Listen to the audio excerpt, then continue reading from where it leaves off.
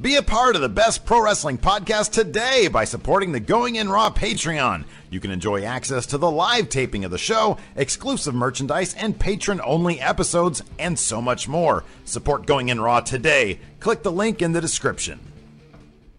This is the glorious one, Bobby Roode, and you're watching Going In Raw. Hey, friendo, Steve here. And Larson. And welcome to Going In Raw, the only pro wrestling podcast you're going to be listening to right here at youtube.com/Steve Larson, available wherever fine podcasts are. Be sure to hit that subscribe button, notify bell next to it on YouTube to make sure you always get the new Going In Raw content. YouTube has a habit of unsubscribing people, Larson. It's kind of annoying. We're also available on Patreon at patreon.com/Steve and Larson. It's a great way to support Going In Raw with all sorts of great reward tiers. You kick us money and we kick you something back in return. Yeah. It's fantastic and it really helps the show. Another great way of helping Going In Raw is by hitting up your iOS podcast app and leaving us a rating or review. Telling a friend, tell your grandma, I don't know.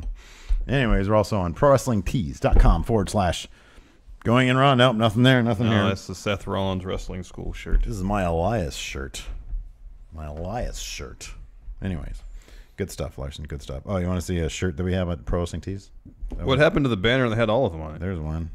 You know, I gotta get back to the banner. I don't know what happened to it. It's gone. I'll put it back on one day. It's right there, but it's not in there. Oh, I know. It's a mess. Anyways, interesting. Anyways, good stuff. Man, what a Raw last night, right? Yeah, there was a couple things that happened on Raw last night I wasn't expecting to see from a WWE product. One, as shown in the thumbnail for this video, I'm assuming, and two, a couple of talents referred to themselves as professional wrestlers, and we had heard that was not the nomenclature that Vince preferred for his talents. I was a little less surprised by that. I thought that was cool. I opened my mouth, I think. I was like, oh, that's cool. But that's such a...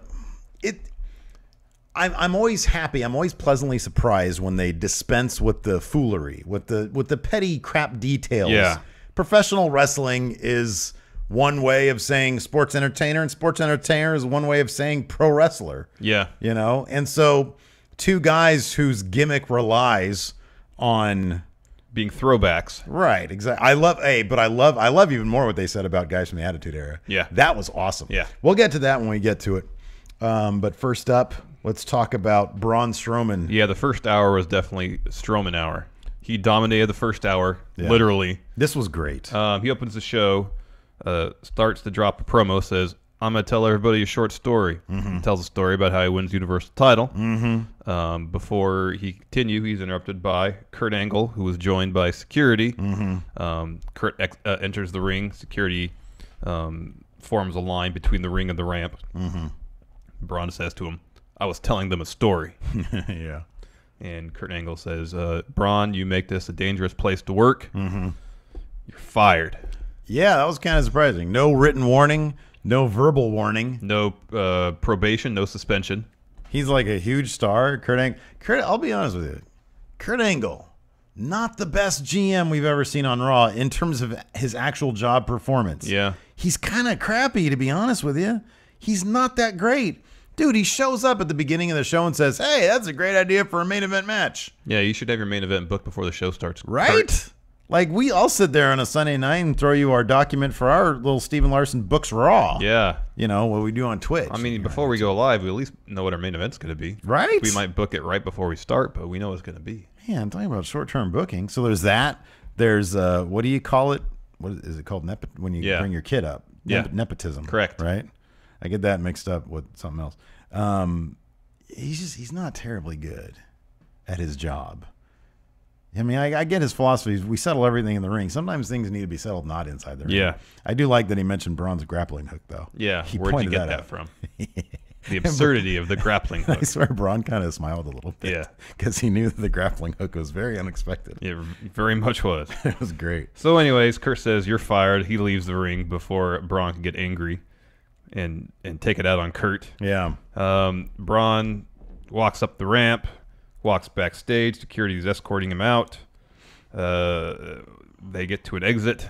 One of the security guards gets a little too handsy. Yeah, with Braun. So it says, "Get out of here." Probably a bad idea. But Braun does what Braun wants to do. Yeah, of course. So then he proceeds to destroy the entire security detail. Yeah, that was awesome. And he says, "I'm not finished yet. I'm not leaving till everybody gets these hands." Oh, it's awesome. So great. And he storms off, and he just goes on a trail of destruction throughout the arena for the next hour. Isn't it weird, man? This is how you build a massive superstar. I know. That's how you do it. Yeah. It's not this Roman Reigns business where you just give him whatever title you know. It's none of that. No. This is how you build a massive star. Who was it? Jason the Cabbie in our chat in the pre-show, in our Patreon pre-show, said, so Braun is basically Stone Cold these days. Yeah. Yeah. And Stone Cold was a massive star. Yeah. Braun is great. So yeah, then we had a rematch from last week. Thebar versus Titus Worldwide. Yes. We figured this would be, the Thebar's way of making up for that loss last week. But that's not what happened. No, it's not. Jason Jordan came out, distracted Thebar, allowing Apollo Crews to get the roll-up pin and the win on Sheamus. And then Seth Rollins comes out and acts like he's all disappointed with Jason Jordan for doing that. He just wants his partner to communicate with him.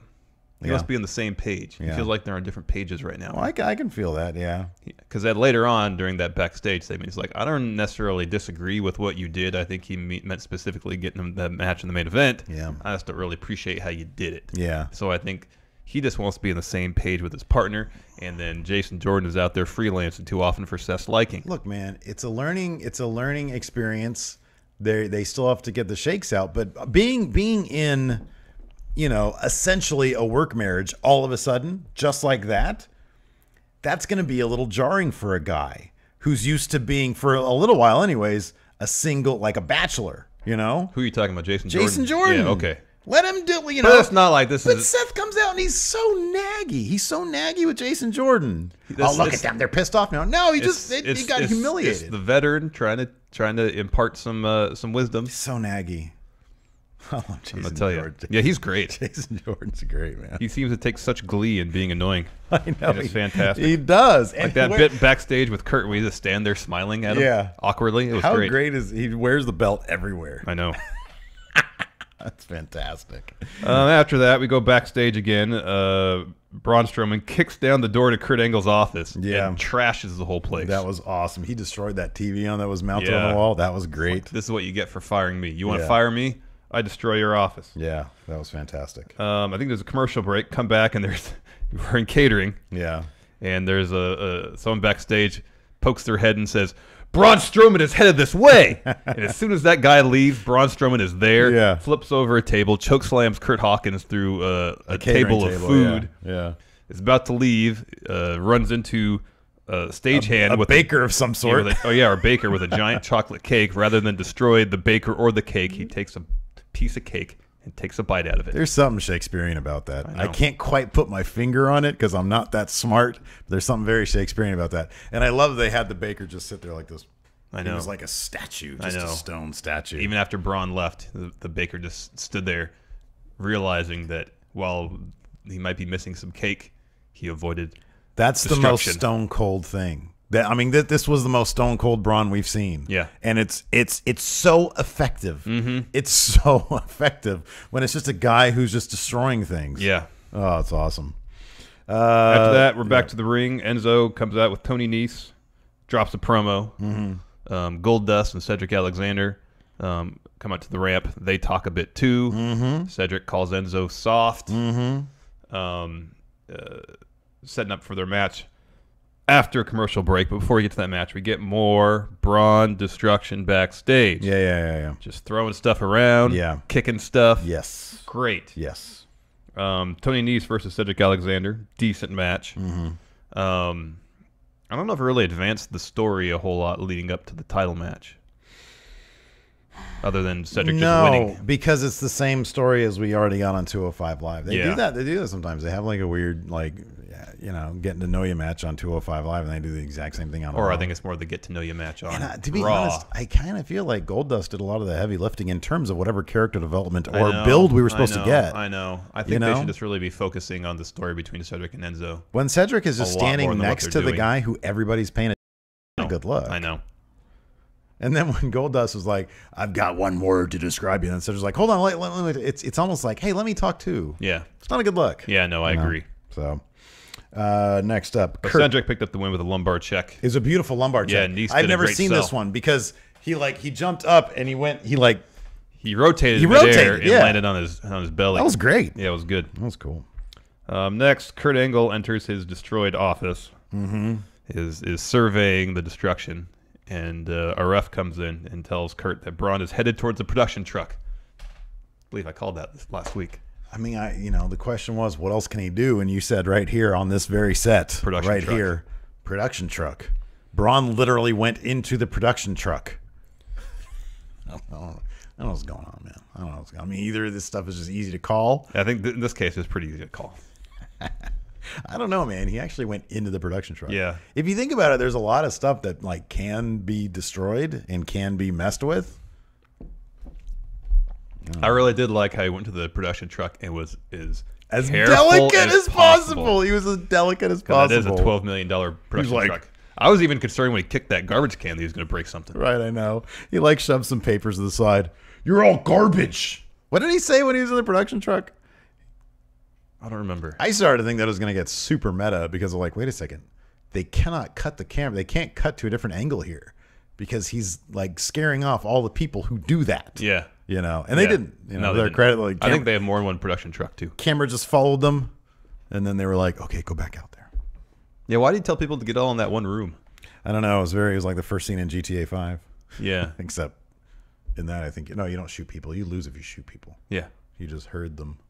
I don't know, man. He's a herding dog. But then then people were starting to matriculate back into the he didn't really room. know what to do. What do you do at that point? He comes in a production truck. He's like, I can't this really looks very expensive. Destroy anything in here, so I'll kick this garbage can. Right. But was he trying to keep people in the back of the truck? So was he actually trying to protect people in this instance in the back of the truck? So when he took the tractor off the production trailer, no one would get hurt. I'd like to think no, but maybe. I like that being some element of Braun's character. I mean, we've seen him dress like an elf, so he's got some soft side to him. He seems like a sweetheart, and it's just everybody involved directly with pro wrestling. Maybe it's just people that are related to the actual wrestling aspect of it. Right. He has no ill will against anybody in production, but at the same time, he wants to destroy things. Right. Anybody? Anybody. If it's Angle. Anybody that he hires as security, any of the wrestlers, he feels is fair game to beat up and throw around. But anybody in production, he's like, all right, I know you're not directly associated with the wrestling aspect, with here's the management aspect. People telling me, Braun, what to do. Yeah, he probably knew about the JBL stories, and he's like, HR wants a new working environment here, so get in this closet so I don't have an HR violation. As near as I can tell, that's probably what it is. Maybe. I don't know. Anyways, so he exits the production truck. Camera stays inside. The production crew starts to go back to their places. There's a disturbance in the truck. Cut back on the outside. Braun has detached the tractor aspect from the production trailer, drives it forward, I don't know, 10 feet, maybe 15 feet. Far enough so he clears it. The production truck itself won't be in the area of destruction. Yeah. He gets out of the truck. Kurt Angle confronts him briefly. Braun Strowman proceeds to flip over the tractor aspect of the tractor trailer. Yeah, somebody's going crazy on the cuts on this. They're going doom, doom, doom, doom. Yeah, no. There's a lot of cutting here. Yeah. Was that... He didn't actually flip. Not by himself, no. Okay. I would think behind it they had some sort of maybe pulley something, thing? Yeah. Okay. Because they were cutting a lot, and I figured that was to maybe hide, the movie magic. The movie magic, yeah. Movie magic aspect. But at the same time, I was like, man, you can't really see anything behind that truck. Is it possible? He used to be a strongman guy. I know those things weigh a couple $1,000 pounds or something, though. I would think probably more so. than that. I mean, you got a couple tons, I would think. Pickup trucks that weigh, thousands of pounds. Right. So I would think a tractor. I mean, there's what do they call it, a 2-ton truck, right? Yeah. You'd think that's what it is. Well, I don't know. You gonna Google that now? Yeah. How much does a semi truck? There you go. 8,000 pounds. 80,000 pounds. What's a ton? Like 12? Isn't a ton 12? A ton is 2,000 pounds. Oh, a ton is 2? Yeah, so that's 40 tons. Okay, wow. Gee willikers. So, no, he's not flipping that over by himself. Man, crazy. All right. Oh, sorry. It's 80,000 pounds is the tractor aspect, but also a full trailer. Oh. So I don't know how much. Here, let me see this. We like to be detail oriented here. Yeah, we like to give real answers. Yeah. 17,000 to 22,000. Okay. So, Still. yeah, 11 tons. That's more than a person could probably toss on their own. I would think so. Kurt Angle's acting was great here. It was great when the ref told him that Braun was headed in the production truck. That's going to cost $12 million. That's a $12 million truck. Yeah. So anyways, Braun, after he turns over the tractor, storms off, goes into the arena. There's this great moment where he approaches the announce table. Booker T and Michael Cole stand up. And it looks like Booker T hip checks Michael Cole, knocks him over. Man, I have to watch that again. I didn't see that. Oh, that's great. I saw it. Someone gifted on Twitter. Oh, man. Oh, I got to watch that again. That's fantastic. It was great because they referenced it later on. Oh, that's hilarious. Show, yeah. That's hilarious. It was great. So Braun picks up Michael Cole. Kurt gets on the mic, which just happened to be placed there at the top of the ramp, and says, hold on, Braun. I just talked to Stephanie. You're rehired. Called off the police. We're all good. Everything's good.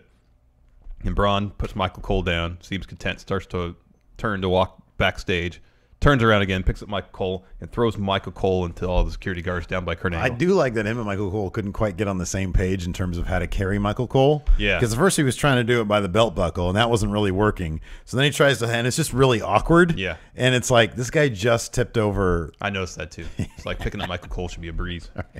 Michael Cole's super dense. But anyways, yeah, I don't know. It was great. And the throw was great into security. There was like 10 security guards. Yeah. A big blanket for Michael Cole to follow in. So that was fun. Yeah, and that pretty much concluded the hour of Braun. Because the whole first hour was just dominated by Braun Strowman. Right. So, next, Bischoff and Chris Jericho. Have been confirmed for Raw next week. Chris Jericho. Yeah. Apparently, I was reading on Wrestling Inc., I think, that there's actually no deal in place for Jericho to show up. They kind of announced him prematurely. But they thought, they more or less thought the deal would be signed beforehand, before the actual show. Right. So there's like a verbal agreement in place? I guess so, yeah. You would hope so, right? Yeah. Oh, man. That's great. Bischoff will show up. He ain't got nothing to do. No, I know. And Jericho will show up too, I'm sure. Yeah, I would assume that they would say, hey, is this cool with your New Japan deal to do this? Yeah. I would assume that's going to be the case. Hopefully it is. And to be honest with you, I don't know. That's the kind of thing where they could have just made that a big surprise. Because that would have been hugely shocking. Oh, I know. Watch this. Oh. See, watch Booker right here. Look at that. Just gives him a little elbow. What was it? That was weird. So they all stand up because they think Braun's. Look at that. He just pushes him over and walks off. He pushes him over and runs. That's hilarious. Oh, I love it. That's great. I could watch that all day. After that, Tom Phillips took over from Michael Cole. Yeah. I love that. I love Tom Phillips. I think he's great. Next up, we had Nia Jax versus Asuka. You like this match? Yeah, I like this match a lot. I know you were not that into the finish, but it didn't necessarily bother me. It's a different way of finishing the match and protecting both competitors. I didn't see it as much protection for Nia Jax. That's my main problem with it. I mean, I don't know if I prefer it over Alexa Bliss coming out and interfering and them just taking the advantage to beat her down, to beat Asuka down and taking the DQ. I think that would have been a better way to protect them.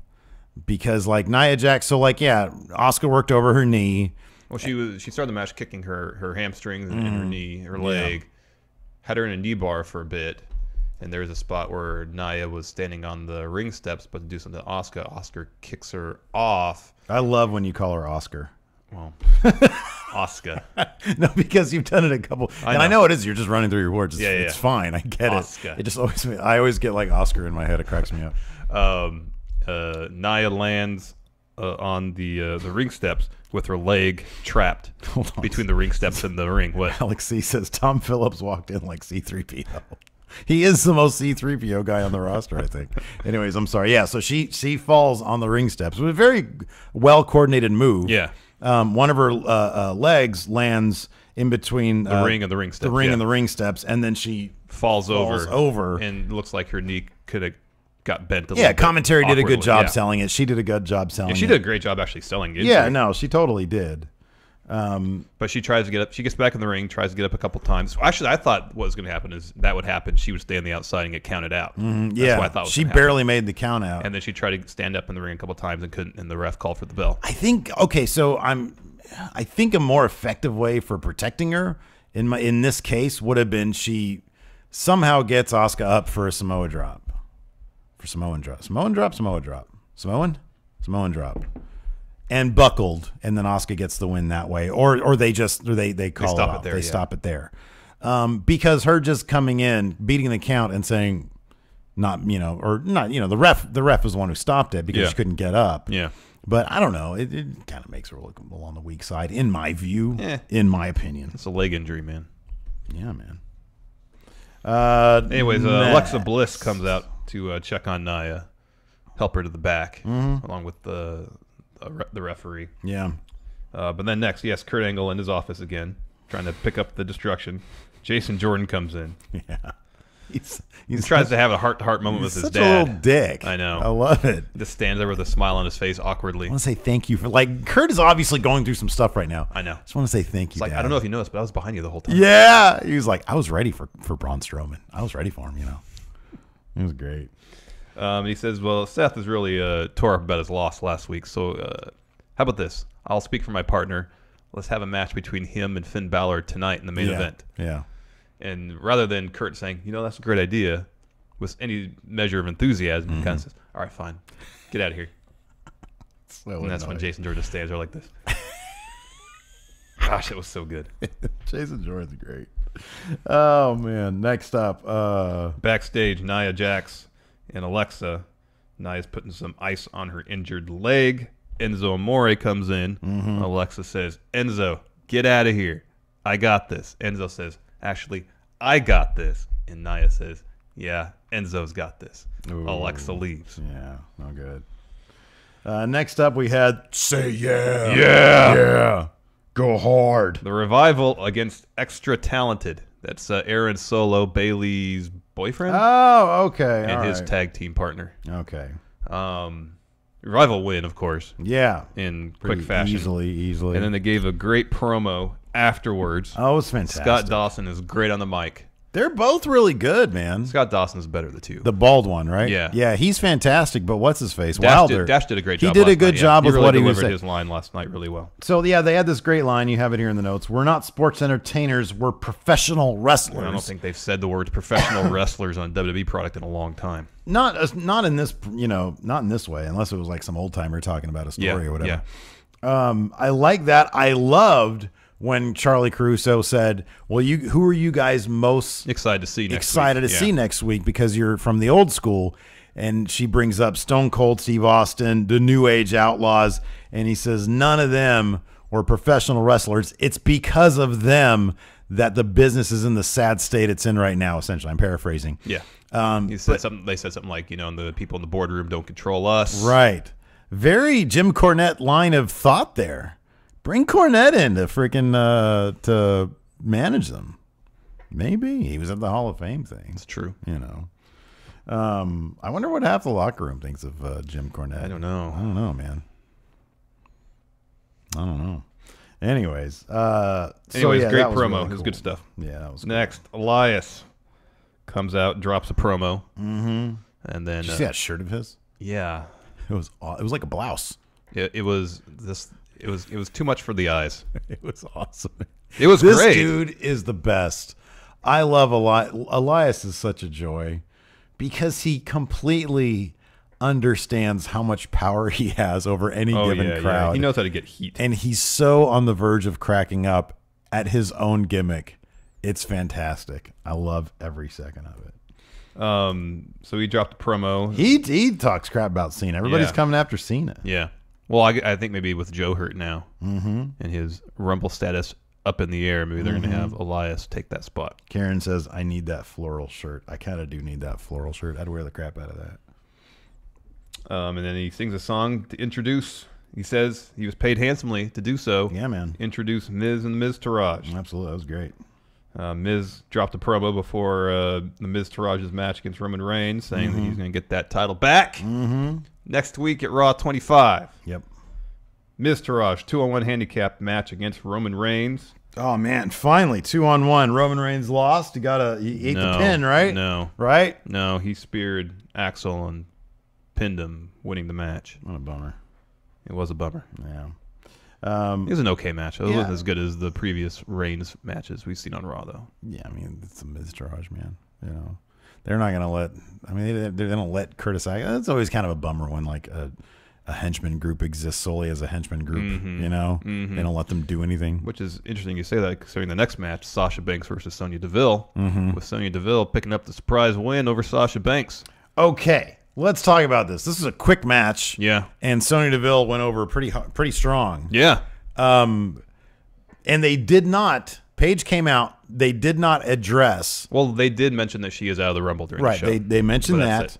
There was, I want to say I got it off of Wrestling Inc., but I'll have to look at it again to see and to source it. But there was some indication, there were some reports that Backstage Paige is not dealing with this news very well. I saw that too. She's having a hard time with it. That's a bummer. I hope they do this. I don't know about the whole retirement thing that they're going to give her a speech. I mean, I'm sure they will if they want, or if she wants to do it. But if she is having some sort of problems dealing with this, it's a really good idea not to force her out there to do a retirement speech. Yes, that'd be devastating for a human being. That'd be terrible. Yeah. So that's good. Let her take her time to soak it in. Take it event by event. You know. Have her get checked up on a regular basis until it finally sinks in. In September, have her take over as GM of SmackDown because Daniel Bryan's out the door. Yeah. You know, I think it'd be great. Yeah, that would be good. I think it'd be fantastic. That's a good idea. I love. So let me ask you this: they're obviously is this one thing, another thing, or both things? Obviously, Paige isn't going to be wrestling. They need somebody to carry the load on wrestling. Yes. Until if they do decide to bring somebody else in for Absolution. This week it was Sonya Deville picking up a win on Sasha Banks. Was this punishment for Sasha? No. You don't think so? No. In this decisive of a match? No, I think they were just trying to build up Sonya Deville. Wow. Okay. All right. I don't know. I would like to think not because, I mean... When I saw Sonya win, I thought, oh, maybe they're going to have Sonya Deville take over as lead dog in Absolution. Yeah. I hope so. I love Sonya Deville. She's great. She's a great look, and she's really, really coming along with that MMA stuff in the ring. I really like it. I like that. I don't know. I don't think that's supposed to be a finisher, like somebody coming off the top. Jumping off the top rope and then kicking him in the ribs. Right, exactly. But the idea that her kick is so strong it can fell somebody like that. I like that. Oh, it's great. I think it's cool. I like it when people don't always win with finishers. Oh, I know. Me too. They need to do more of that stuff. Yeah, totally. No, I was shocked. I think everybody was shocked. That was crazy. I liked it. Let's see here. Next, Seth Rollins and Jason Jordan. We talked about this a little bit already. Seth was saying, I don't mind that you booked that or that you got that match booked for me. I just don't like that I'm not in the loop. Yeah. I don't like how you did it. Seth just wants conversations, communication. That's what he wants. Yeah, he's so naggy, though, man. God, don't come at me like that. Like, hey, ask if you want to go get some lunch at catering. Go have some of that delicious chocolate cake, and then you can say, hey, you know, I'm just saying, I'm not getting on you. Next time, let me know. Just let me know what we're doing. We're a tag team now. Yeah. Just communicate. Yes. No, he's so naggy, dude. You got to learn how to be diplomatic.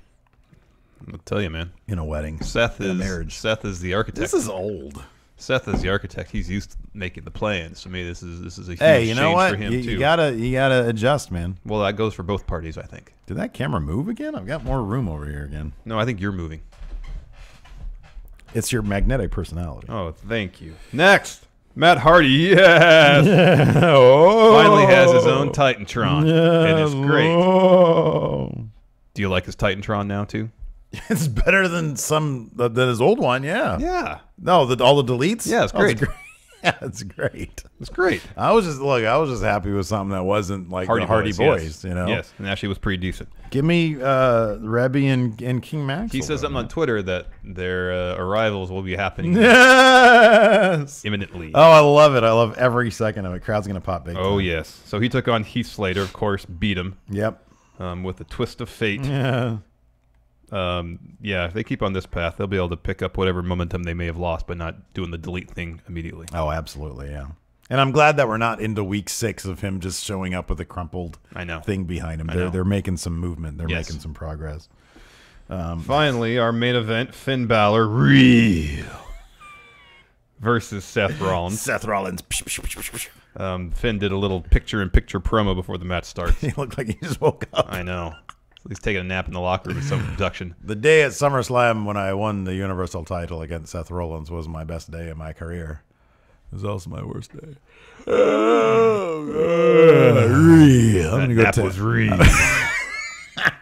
I need some caffeine. Real. Oh man! So what was going on with the ref, man?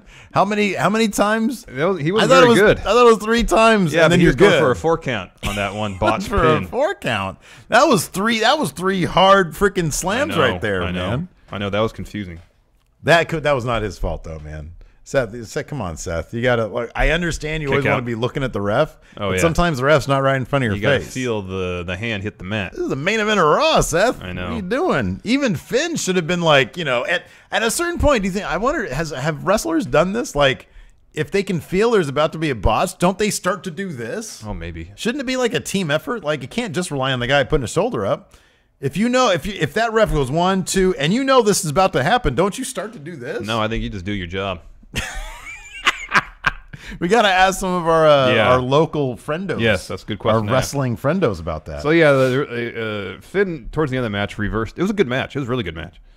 Finn did some reversal to Seth's frog splash into a pinning combo, and then the ref pretty obviously counted to 3. But right as that happened, I think that's when Thebar came out too. Right, yeah. So it kind of distracted everybody from the botch finish. Okay, so within the context of the match, and I don't know, maybe the match was supposed to go a little longer. Maybe that's why they held on Balor at the end. Could be. Because everybody was super, like the crowd was like about to go up in arms. The ref was like saying, no, it was only 2. And everybody was like standing like, what the heck's going on? And then Thebar's music kicked in. So maybe that was, but then the overrun, I think they can...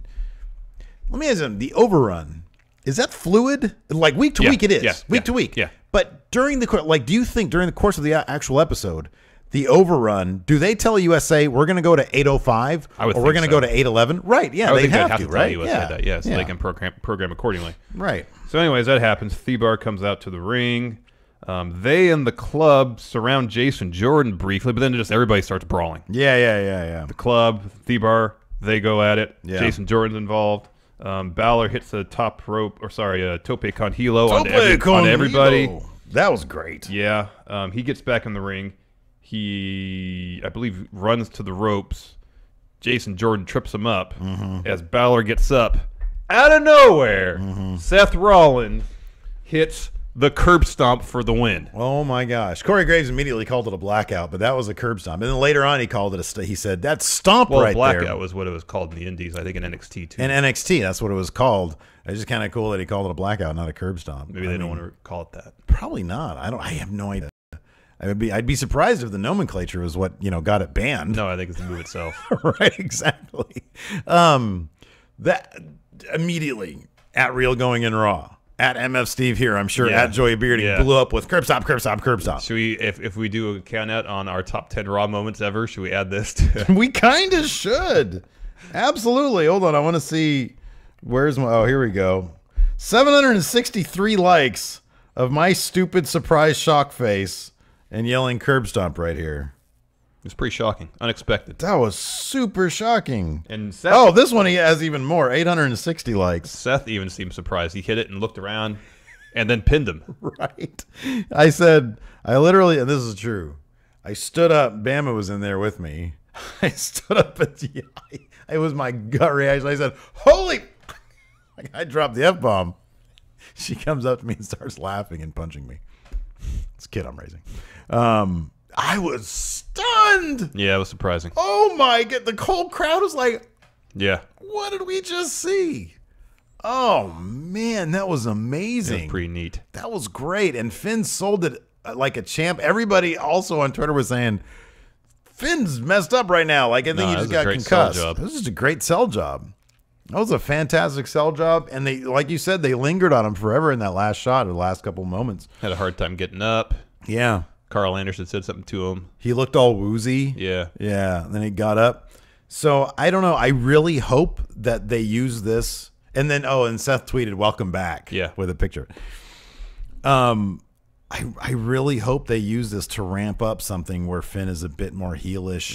You know, I don't want him like cheating to win and stuff like that. I just want give him some edge. Attitude. I want aggression. Yes. I want some aggression from the club. That could be so much fun. Yeah. I just watched. I told you. I think I tweeted out. I watched Okada versus Finn Balor, Prince Devitt, their heavyweight championship match in New Japan just this past weekend. And it's by and large it's the same Finn Balor that we've always seen. It's just a little bit more aggression, a little bit more edge, especially character-wise. Man, that's what I want to see, you know? Yeah, that'd be great. Yeah. I wonder if this... Because I think... This is all a prelude to that? Well, maybe the smiling stuff is a clue. Because we talked about that last week. I'm like, you know, he's doing this smiling thing, and I wonder if that's foreshadowing something. It could be, because at the end of his promo... He did it again. Yeah, he did it again. He finished his lines, took a beat, and then did it. Yeah, exactly. So, yeah. Who knows? Pretty cool. Let's open some mail because we have some mail. You guys want to send us something? We need stuff because we've closed escrow on our office, which just means we sign a lease. Yeah. This is a T-shirt. So we need stuff. Here, you want to read? Oh, man, I'll read. Reading is real. Hey, friendos. I've been watching and listening to your show for a while now, and it never ceases to be the best show out there. Your enthusiasm and positivity in light of occasionally terrible WWE booking decisions is what keeps me still interested in their product. Keep it going. Anyway, here is a T-shirt I got for you guys at the last local wrestling show I went to in my area. I'm from Victoria, British Columbia. Just like, and Steve will get this, Laurel Van Ness. That's right. You guys often talk about supporting local promotions. Here you go. Enjoy, your friendo Misty. P.S. More Gypsy. Yay or nay, more Gypsy, Larson? Well, we're going to be at the office a lot more, so I think just circumstances. Get that smile off your face. Gypsy won't be joining us. Get that smile off your face, my poor Bubba girl. I'm not going to bring my dog to the office. Nobody wants to see your dog. Oh, my dog's the best. She doesn't do anything, just lay there and snore. That's, I know, man. I want somebody with personality. She's got tons of personality. Gypsy's personality. She'll bite your face. That's not personality. That's a public danger. Maybe. She wanted to eat me the other day. Well, that's because you made sudden movements towards her. Oh, my goodness. You can't make sudden I didn't make any movements sudden movements towards her. She was on the know opposite that by side now. of you. I jumped to sit on the couch. Yes. In a very aggressive manner. There's no aggression behind it whatsoever. This is from Jonathan Coppin. I just have my keys. That'll work. When you're done with that one, give me your keys. Give me your keys. Shut up and give me your keys. Oh, yeah. Just rip it. Oh, this is from... That's from Pete Dirksen. Pete Dirksen. This is from, I said Jonathan Coppin. Yeah, Jonathan Coppin. All right, I'm going to read this from Pete Dirksen. Steven Larson, here are a couple of shirts I got you guys at World Tag League in Osaka. Oh, wow. Oh, enjoy. At the Mayor Pete, a.k.a. Pete Gas. Thank you very much. Holy. Talking about being real. Oh, the yellow logo shirt. I love that one. This is for you. Thank you. Oh, man, this one's for me. Look World at that. Tag League. That's great. Thank you very much. So cool. Thank you very much. Real. So nice. People are too nice. I know. This is very heavy. This is some good tape we got. Real. That tape is real.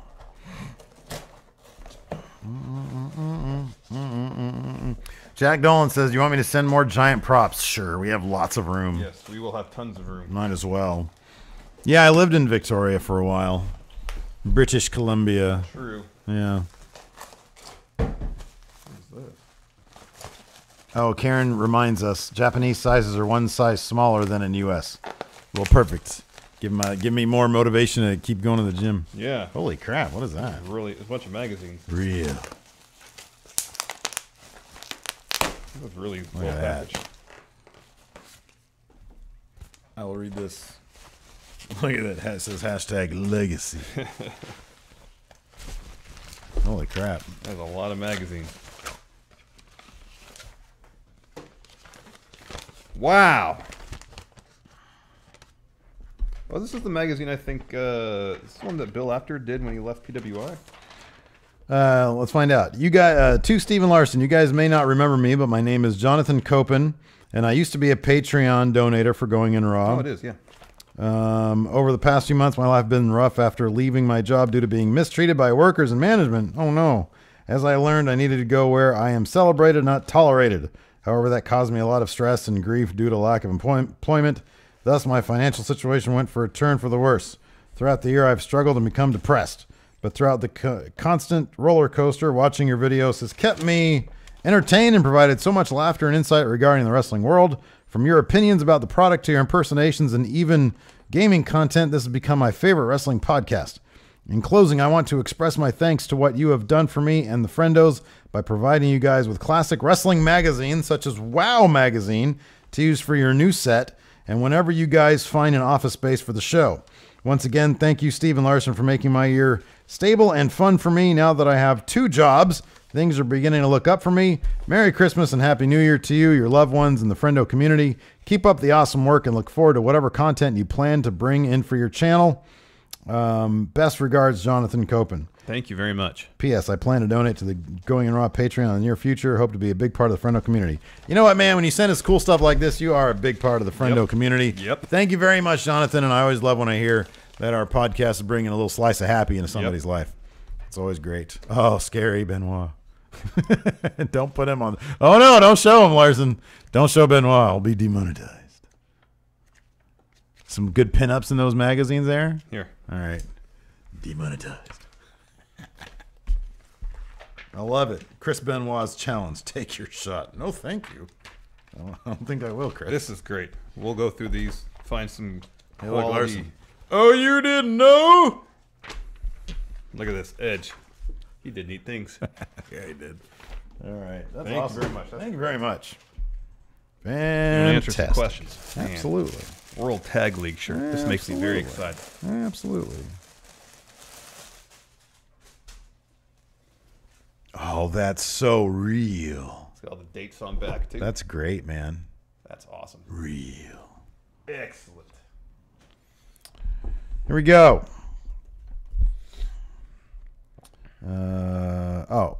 First up, Eddie Jose Glorious Menjivar. With Paige out of the picture for the Royal Rumble, what do you guys think WWE will do to fill her spot? An extra NXT superstar or a legend that didn't make the cut? Dana Brooke, I don't think, has declared. Yeah, if they need somebody. Yeah. Yeah, I guess it'd be Dana Brooke. I think Dana. I don't think. I Dana think Brooke has that declared. would be great if it was Dana Brooke because she's doing such great work with know. Titus Worldwide right know. now. She's so enthusiastic about her know. stuff. Good for her. Alex Foster, if Wyatt looks so uninterested in this feud as heads of creative, what would you promise him to get him to be invested and happy in the company? You need a time machine for that. Go back to WrestleMania 30. Have him beat Cena.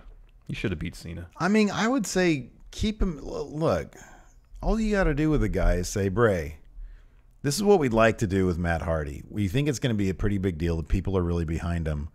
What do you think would be good to help your character along to get something out of this as well? Yeah. Ask the guy. I know. Unless he's one of those guys who's like, hey, look, I'm here to be a wrestler.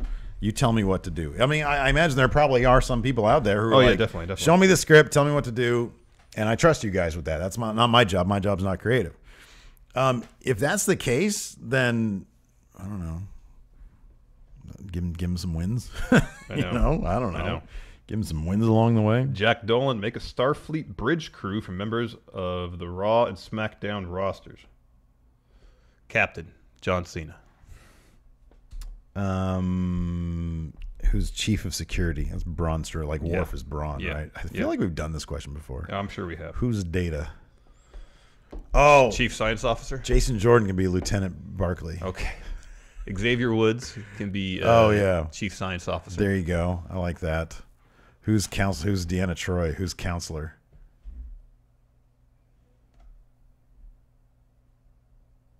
Becky Lynch. Oh, there you go. She's quickly becoming one of my favorites. Oh, she's great. Yeah, she's fantastic. Who's Riker? Seth Rollins? Yeah, I was going to say Seth Rollins. Yeah. That's a good bridge crew. Because I could see Riker doing having his selfies of his peen exposed. They should have done that storyline in Next Generation.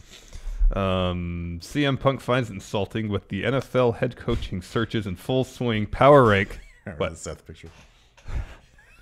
Power rank WWE wrestlers that you would hire as NFL head coaches. Number 1, John Cena. Titus World, give me Titus. Oh yeah, Titus. Well, yeah, Titus he played football. Yeah, correct. Titus, number 1. Oh, I like this question from Braun's grappling hook. With the current rosters, who would win a shoot Royal Rumble? Who would actually win? Oh, Braun Strowman. You think Braun would? I don't really know how. He's strong. Yeah, he's massive. Yeah, it would take a lot to get him out, and I imagine he would just be able to throw people out of the ring. You think so? Yeah. I mean, Brock, he has training, like MMA training. Yeah. Because you need like a guy who's going to take you down. But yeah, like getting somebody out of the ring is a big task. Yes. Let me ask you this. This is kind of a bigger question. 30 men, right? Standard, like the format for the Royal Rumble. Everything stays the same. Yeah. How long would it actually take? For someone to shoot win? Yeah. Everybody's in there to shoot. Everybody's in there trying to shoot. Everybody's in there to shoot win. Yeah. It'd probably take twice as long. At least. Yeah. Thinking like 5 hours, man. It'd take forever. I like this. Charles Sips. Recently, a man walked into my store, and it turned out he was friends with Titus Worldwide. I think he means Titus O'Neil. And they met in college. Unsurprisingly, Titus is a really nice guy who loves his family. So my question, which wrestler from any era would you have wanted to be friends with in college? AJ Styles. Yeah. Because he was all in on the N64 stuff. Yeah. I would have beat everybody, including AJ Styles. No, you wouldn't beat AJ. I was the most dominant force. No, you weren't. At those games. No, you weren't. Absolutely. Actually, the first one, World Tour, I was the most dominant once I learned of the power of Glacier. Everything after that, it was me, though. You guys used to double team me. You know, man, my number 1 power rank, number 1, what features you on a 2K19? Special guest ref. Mm-hmm. Play as ref. Yeah, that was fun. That was so much fun. WrestleMania 2000. Everybody would just screw everybody over. I know. It was great. Dom Hilberg is the 2 wins over the bar going to lead to some sort of push for Titus Worldwide, maybe to help keep the numbers in the tag division when Sheamus takes his inevitable hiatus to heal his neck, or are they just cogs in the storyline between the bar and Jason Jordan and Rollins? I hope it's a push for Titus Worldwide. I hope so. I don't know. They seem to be giving him some really, really solid. I think they're giving him a really, really solid lower mid card push, and like a couple of high profile wins over Thebar is really helping that. Mm-hmm. So I mean, I don't think they're going to be getting those tag titles anytime soon. But if they had a mid card tag title belt, they would be top contenders for that. Broken Steve, hey friend, is it just me or does it seem like apart from a few B-level stories that Raw would be completely lost without Braun? He definitely adds a lot. He adds a sense of unpredictability and excitement to the show, which would be really lacking if he were not there. I think it'd still be like, given how lackluster SmackDown's creative, I think it'd be more on par with SmackDown, but SmackDown's creative has been so crap lately. Yeah, it's not been good. Michael Lint. With the knowledge that last year's Royal Rumble match was over an hour long, will we be sitting through 2 hour-ish long Rumble matches? Yeah. Will the pace be picked up to fit in both matches, or will one be given a longer amount of time than the other? Well, I mean, at the minimum, they're each going to be about a half hour long because there's a minute between each competitor. That's format-wise, yeah. So, no, I would expect at the minimum each one to be 45 minutes. And here's the thing. Michael Lent here says, the Rumble match has always been one of my favorites, but I don't think I'm looking forward to 2 1-hour-plus matches. I am. Oh, I am too. I can't get enough of eliminations. I love them. I think they're the best thing.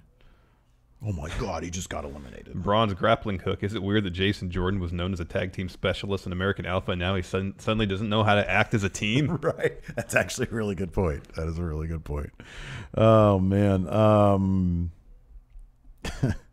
This is interesting. Jason Lovejoy. Was Vince in attendance last night, or is this a sign of things to come?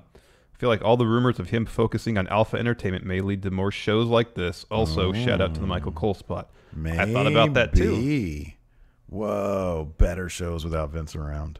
Sid Swami turns out going on a full-on rampage saved Braun's job. But what if he didn't get rehired? Power rank non-wrestling jobs that would be good for Braun.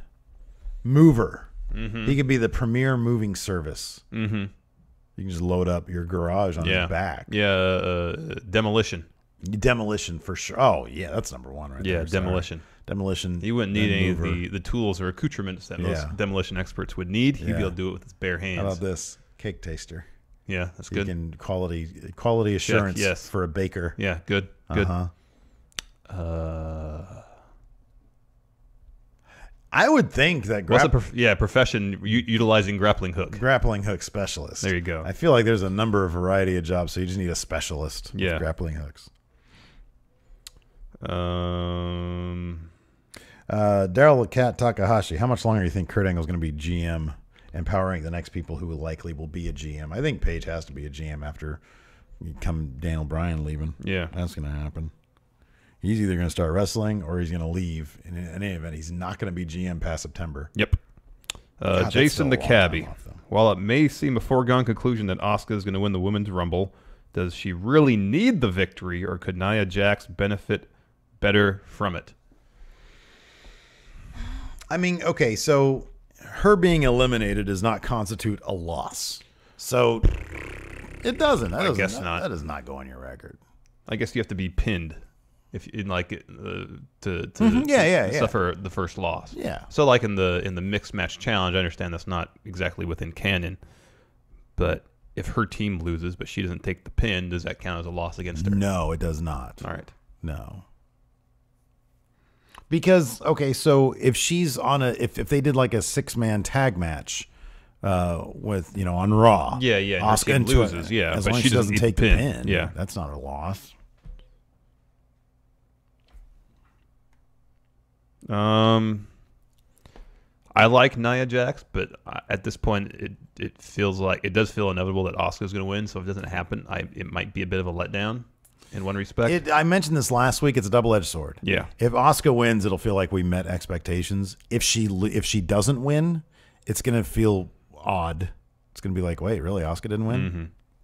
So that's kind of the problem with the Women's Rumble right at this point, Matthew, sorry. I'm sorry. It's kind of. I'm not going to say it's the. Unless also the finish has a lot to do with it. Oh yeah, absolutely. Absolutely. If Becky Lynch eliminates Asuka right before, just to win, people go ape. They'll go crazy for that. You know what I mean? Matthew Williams Esquire. King Ricochet has arrived at the Performance Center as his Trevor Mann. It's exciting. Trevor Mann. Do you send him to NXT or do you hotshot him to Raw 25/the Rumble? He was announced by NXT as signing, and he's reporting to Performance Center, so he's going to NXT. Yep. I just hope they let him keep the Ricochet name. I'm worried they're going to change his name based on how many times they referred to him as Trevor Mann. What did he call? Press release. What did he call himself in Lucha Underground? Yeah, Prince Puma. See, I dig that name. But that's owned by Lucha Underground, man. No, I'm not saying that. I get what you're saying. I'm saying that any cool name can be applicable to him. But Ricochet is such a great name. I hated the name Aleister Black. I know. I mean, yeah, because Tommy End is just a way cooler name. I'm totally fine with Aleister Black now. You're used to it. And you'll get used to whatever they call Trevor Mann. Richard Nason. He's a serious question here. Okay. Put on your serious hat, Larson.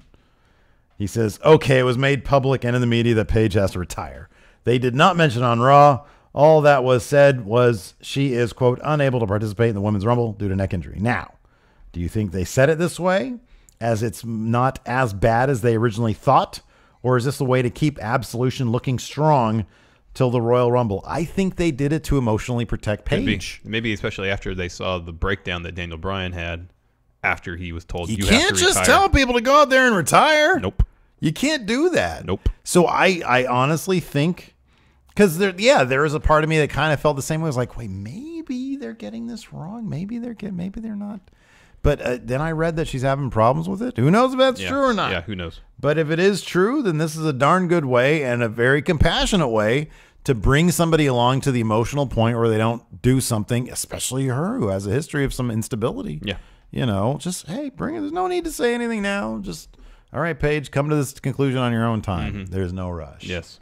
Tommy T, hey friend, knows my question is, what are some weird facts about wrestling you know? One that Tommy T knows is that Randy Orton was more of a draw as champ at his peak than Sting was at his peak. That's the weirdest comparison right there. I know. Do you think that's true? I don't know. That's probably true.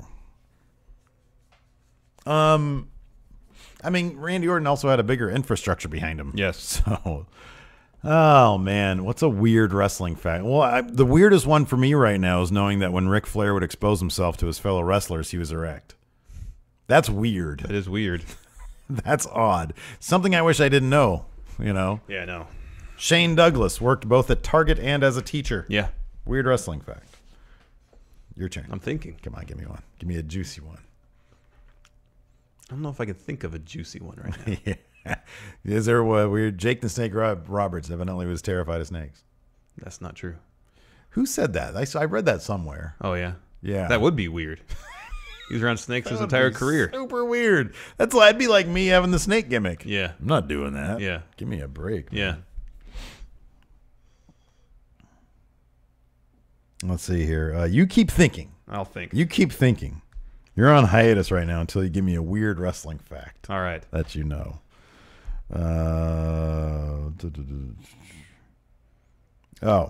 Trapezoid Jr., which is one of my favorite names now on Patreon. Just watched your Steven Larson Books Raw where Cassius Ohno joined the Shield, and it had me wondering if Ohno was indeed originally planned to be original member of Shield. This is what CM Punk said. Yeah, according to CM Punk. Yeah. He says, how do you think they would have gone over, and what do you think they would have done with Roman Reigns?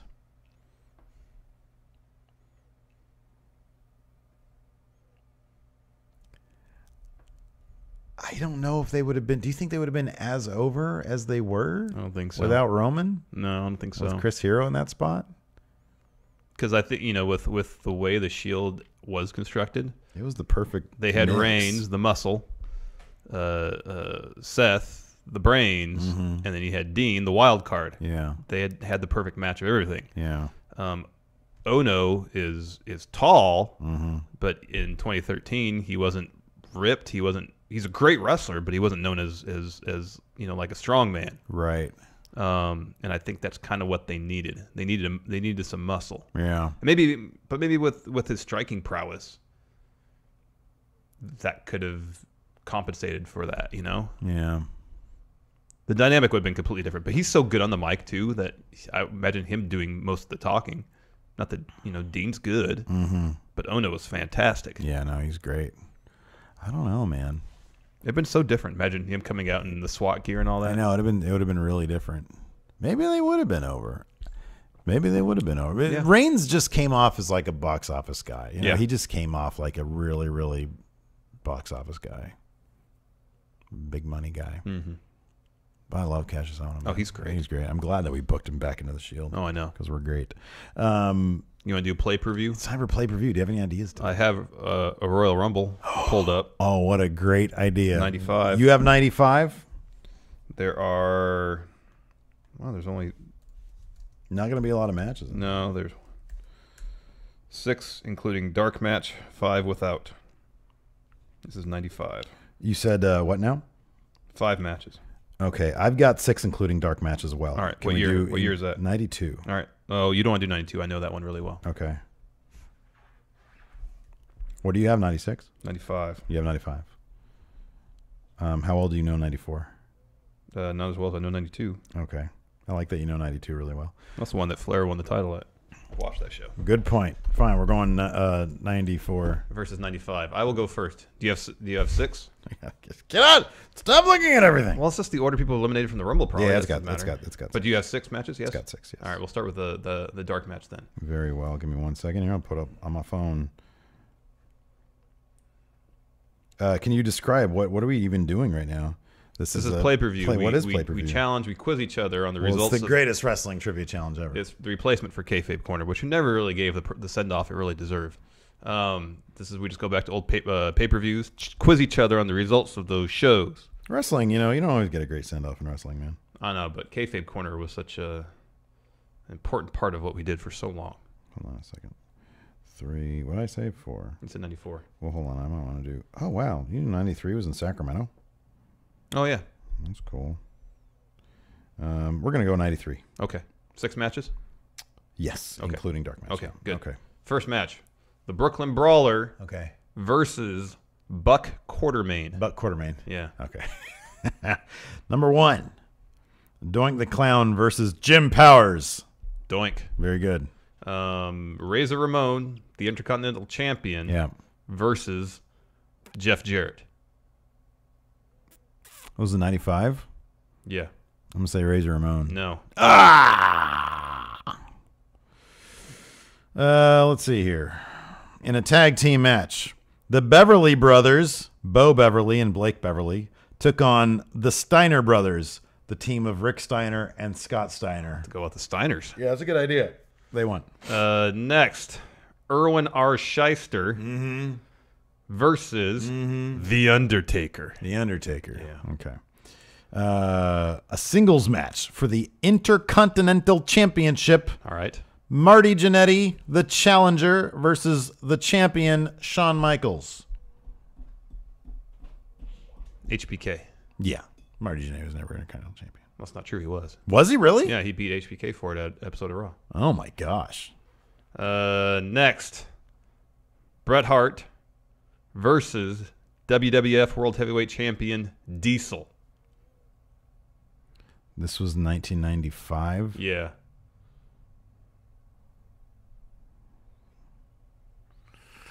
I'm going to say Diesel held on to it.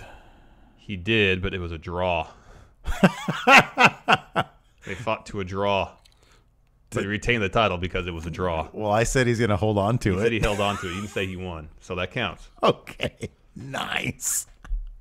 That shouldn't count, but it does. Big Boss Man versus Bam Bam Bigelow. Oh, man. They give Boss Man a lot of wins. I'll go Bam Bam. Very good. Bam Bam won. A tag team match for the vacant WWF Tag Team Championships.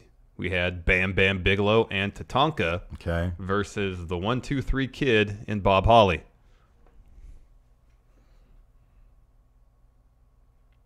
I'll say the big men won it. No. No? 1-2-3 Kid and Bob Holly had the tag championships? Yeah, man. Oh, crap. A singles match for the WWF World Heavyweight Championship. The challenger, Razor Ramon, versus Bret Hart. Bret Hart. Very good. Finally, the main event, Royal Rumble match. Who won it? In 95? Yeah. Wasn't it, wasn't that when Bret and Shawn Michaels tied? They like both fell out at the same time? No? Was it, you get one answer. Was it, Diesel? No, it wasn't Diesel. He was the match earlier. He was champion. Hold on a second. Was you it get one guess. 95? Yes. Was it Shawn Michaels? Yes, your third try, you got it right, but it doesn't count because you tried 3 times. That was my first guess, Shawn Michaels. Oh, my gosh. Well, I said Shawn Michaels and Bret. Wasn't there one where they both fell out at the same time? It was Stone Cold and Bret, I think. It wasn't Shawn Michaels. Wasn't Shawn Michaels? Well, it was Bret and Luger at the same time. Oh, that's Bret and Luger. That's what it was. Yeah. Oh, man, that was him and HBK. No. What a bummer. I only got 3. All right, well, tell me who won in 93. What year is this? 93. Who won it in 93? It was 94. Must have been when Bret and Luger fell at the same time. All right, what was the main event at WrestleMania in 93? I'll say Yokozuna. Very good. Perfect. 6 for 6. Get out of here. I'm the man. Get out of here. Whoa, wait a second. What? Jason the Cabbie says Bob Holly is almost as old as Steve. Oh, is that a joke? Must be. Bob Holly is quite a bit older than Steve. I think they were making a joke because I said I've lived in a bunch of I different think places. so. Jason the Cabbie said you must be 123 years old. Oh, yeah, Bob Holly's almost that age. Right on. Anyways, Hilton, can we get some out music? Thank you. Anyways, that's it for now. Thanks for watching, everybody. We really appreciate it. Until next time, we'll talk to you later. Bye.